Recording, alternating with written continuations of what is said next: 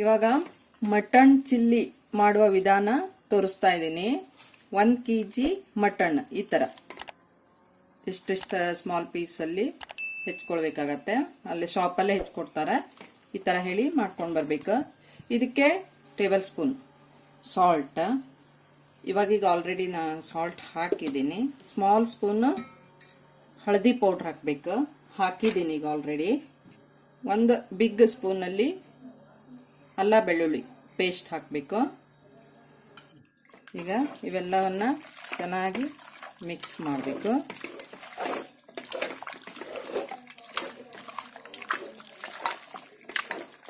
ಒಂದು half glass ಆಗೋಷ್ಟು ನೀರು ಹಾಕಬೇಕು. ಈಗ ಇದನ್ನ ಮುಚ್ಚಿ 3 ರಿಂದ 4 ವಿಸಲ್ ಹಾಕ್ಸ್ಬೇಕು. ಇಡೋಣ.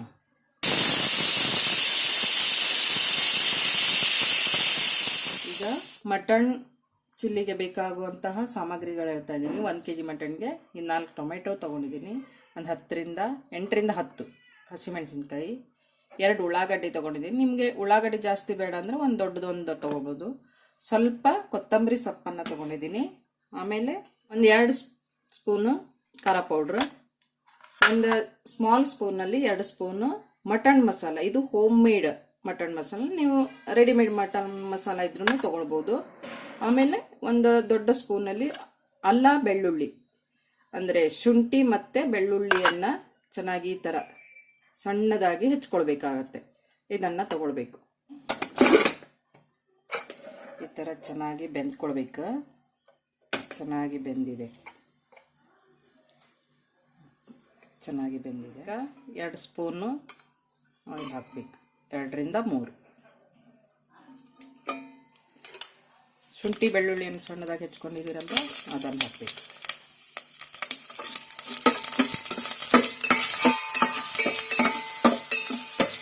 ಇದು ಸ್ವಲ್ಪ ಕಲರ್ ಚೇಂಜ್ ರೆಡ್ ಆಗಬೇಕು.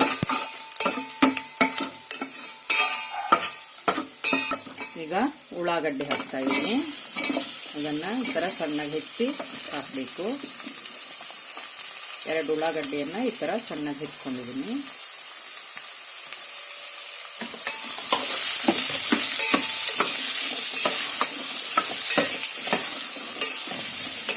ಉಳ್ಳಾಗಡ್ಡಿ ಬೇಯುತ್ತನ ಫ್ರೈ ಮಾಡಬೇಕು. ಈಗ ಉಳ್ಳಾಗಡ್ಡಿ ಬೆಂದಿದೆ.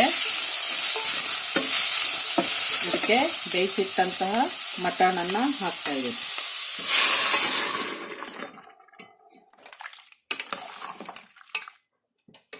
ಇದನ್ನ ಚೆನ್ನಾಗಿ ಮಿಕ್ಸ್ ಮಾಡಿ ಸ್ವಲ್ಪ ಹೊತ್ತು ಬಿಡಬೇಕು.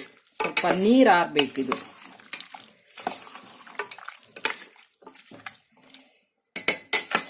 ಸ್ವಲ್ಪ ಹೊತ್ತು ಮುಚ್ಚಿಡ್ತೀನಿ ಬೇಯಿಸ್ಲಿಕ್ಕೆ, ಅದು ನೀರು ಆರುತ್ತೆ.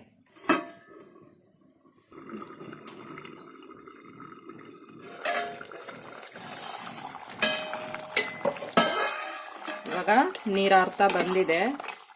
ಈಗ ಇದಕ್ಕೆ ಹಸಿಮೆಣಸಿನ್ಕಾಯನ್ನ ಹಾಕ್ತಾ ಇದ್ದೀನಿ.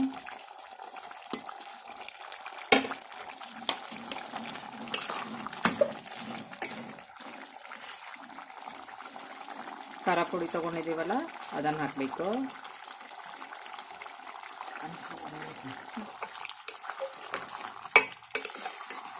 ಚೆನ್ನಾಗಿ ಮಿಕ್ಸ್ ಮಾಡಬೇಕು. ಈ ಥರ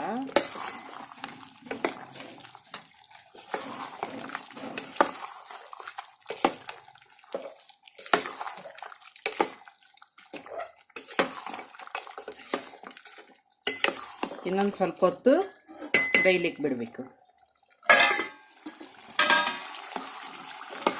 ಇವಾಗ ನೀರು ಆರ್ತಾ ಬಂದಿದೆ ನೋಡಿ. ಇಷ್ಟ ಸ್ವಲ್ಪ ಗ್ರೇವಿ ಥರ ಇದ್ರೂ ಟೇಸ್ಟ್ ಆಗತ್ತೆ. ಇದಕ್ಕೆ ಲಾಸ್ಟಲ್ಲಿ ಗರಂ ಮಸಾಲ ತೊಗೊಂಡಿದ್ದೀರಲ್ವ ಅದನ್ನು ಹಾಕಬೇಕು. ಆಮೇಲೆ ಟೊಮೆಟೊ ಹೆಚ್ಚಿಕೊಂಡಿದ್ದೀರಲ್ವ ಅದನ್ನು ಹಾಕಬೇಕು. ನಿಮಗೆ ಸ್ವಲ್ಪ ಹಾಕಿ, ಟೊಮೆಟೊ ಜಾಸ್ತಿ ಗ್ರೇವಿ ಬೇಡ ಅಂದರೆ ಸ್ವಲ್ಪ ಹಾಕ್ಬೋದು. ಸ್ವಲ್ಪ ಗ್ರೇವಿ ಬೇಕಂದ್ರೆ ಟೊಮೆಟೊ ಜಾಸ್ತಿ ಹಾಕಿ. ಇವಾಗ ಚೆನ್ನಾಗಿ ಮಿಕ್ಸ್ ಮಾಡಬೇಕು. ಉಪ್ಪನ್ನ ಸ್ವಲ್ಪ ನೀವು ಬೇಯಿಸುವಾಗ ಹಾಕಿರ್ತೀರಲ್ವ, ಅದನ್ನ ಸ್ವಲ್ಪ ಟೇಸ್ಟ್ ಮಾಡಿ ಮತ್ತೆ ಉಪ್ಪು ಬೇಕು ಅಂದ್ರೆ ಮತ್ತೆ ಸ್ವಲ್ಪ ಹಾಕ್ಕೊಳ್ಬೋದು. ಇವಾಗ ಇದಕ್ಕೆ ಉಪ್ಪು ಸರಿ ಇದೆ, ನಾನು ಮತ್ತೆ ಹಾಕ್ತಾ ಇಲ್ಲ. ಇವಾಗ ಮುಚ್ಚಿಡ್ಬೇಕು.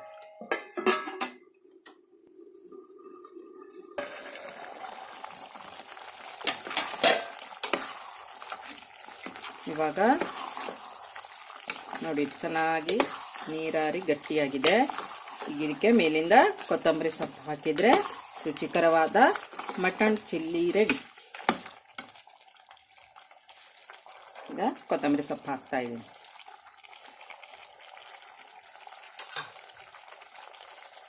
ಕೊತ್ತಂಬರಿ ಸೊಪ್ಪು ಹಾಕಿದ್ಮೇಲೆ ತುಂಬಾ ಹೊತ್ತು ಬೇಯಿಸಬಾರ್ದು.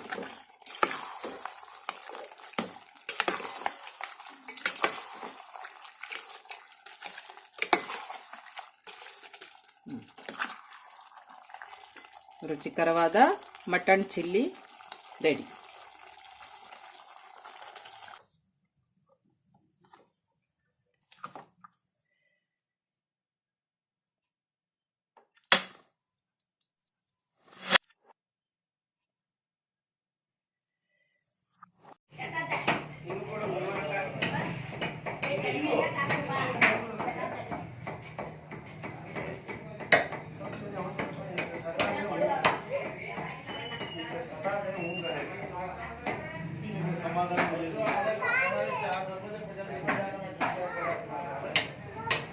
ಅಮ್ಮ ಬರಕ್ಕೆ